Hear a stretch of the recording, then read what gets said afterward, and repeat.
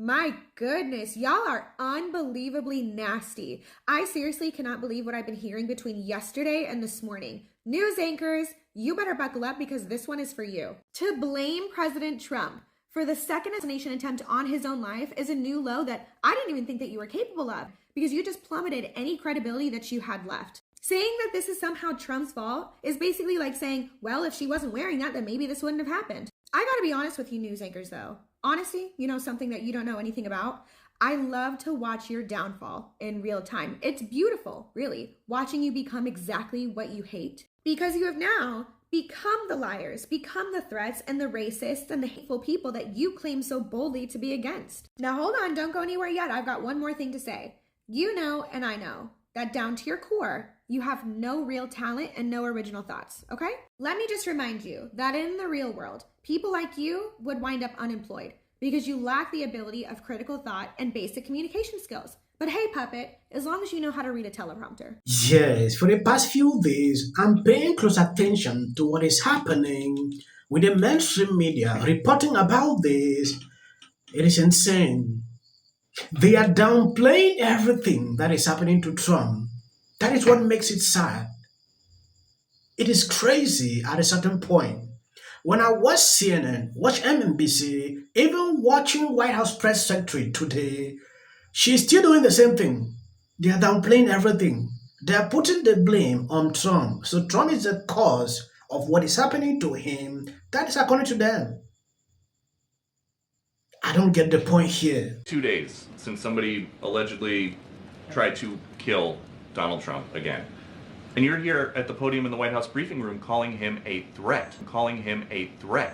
President Biden has been clear-eyed about the threat that the former president represents to our democracy.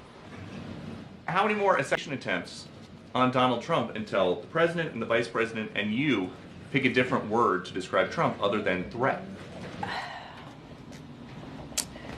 Peter, if anything from this administration, I actually completely disagree with the premise of your question, the question that you're asking.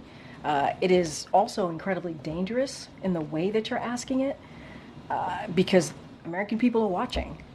And to say that from an administration who has consistently condemned political violence, from an administration where the president called the former president and was thankful, grateful that he was okay, from an administration who has called out January 6th, called out the attack of Paul Pelosi, called out and said we need to lower the temperature after the Butler incident, and now for you to make that kind of comment in your question, because your question involved a comment and a statement.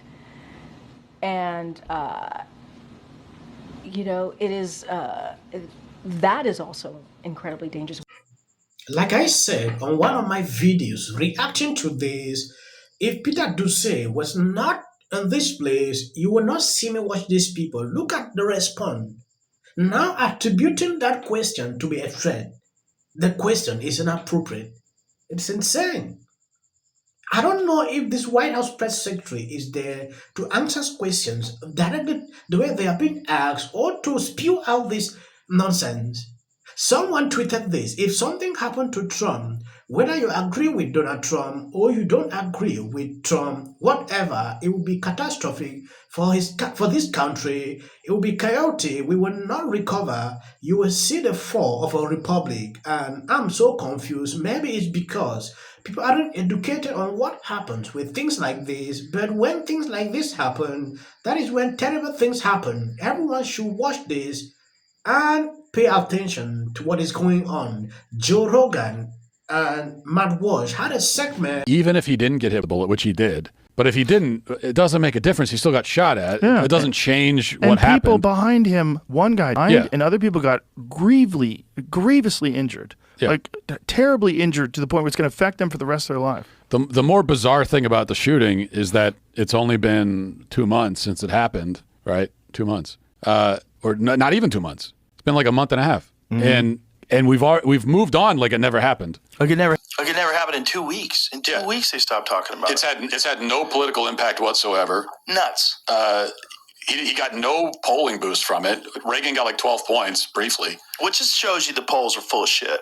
Probably, but yeah, full of shit. I mean, they are full of shit. But also, it would not shock me if, because we're so easily distracted, if people really did just forget and don't care a week later, 2 weeks later. Well, as long as it's not in the news, and it's not in the news, you don't care about it. Also, there was no press conference. So that's kind of crazy.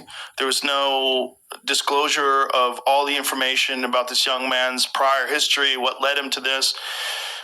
They went to his apartment. It was professionally scrubbed. There was no silverware in his place.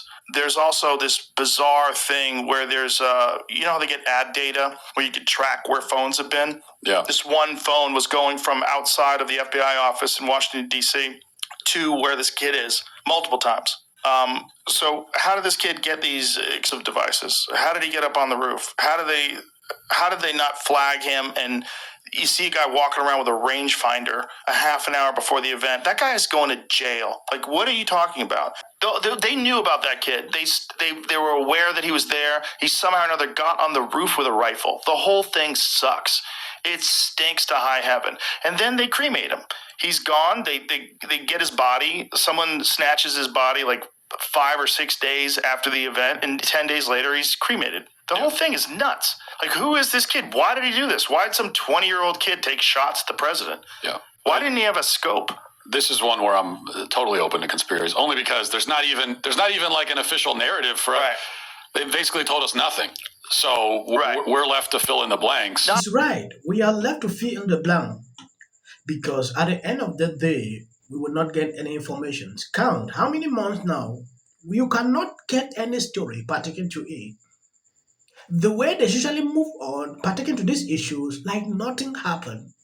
We saw the first case and the second case recently. I'm glad that Florida Governor Ron DeSantis took the decision to actually investigate this, because if they don't do that, the story will go like that. Why should people even continue to trust on these people? It is insane, right? The thing happened the first time. You should be able now to take maximum precaution to prevent it not to happen again. Yes. I get a lot of stories. This blame game, oh, this man is saying, oh, this one is causing. It is not necessary. We know what is going on. Why not look into it? Try to step up the security to a level never seen before. Even the people planning all this, they will look into it and say, oh, all these accusations or this one pointing fingers at this, we will not see that frequently. I see a lot of people saying, oh, Trump is to be blamed for what recently happened. It triggered me a lot. I didn't want to even react to this. The mainstream media started even watching the Crazy The View that did the same thing, blaming Trump for what is going on. I've not seen any Democrat facing the situation like this. Only Trump. There's a lot of people in this country who are tired of the hate and the hating, and I am one of them. She is losing key factions of the Democratic base.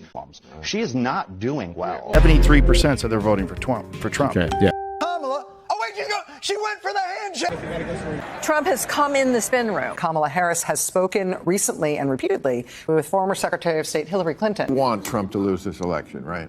No, you don't? Really? So that debate was a bunch of BS. Well, my friends, Kamala Harris deserves an Academy Award for gaslighting, deflecting. You have to have a controlled border, a secure border. Please register to vote for something else that's very important coming up. Look at this. She's only up by 15 points. God, Taylor Swift. He needs to be on the right side of history, and if he doesn't win.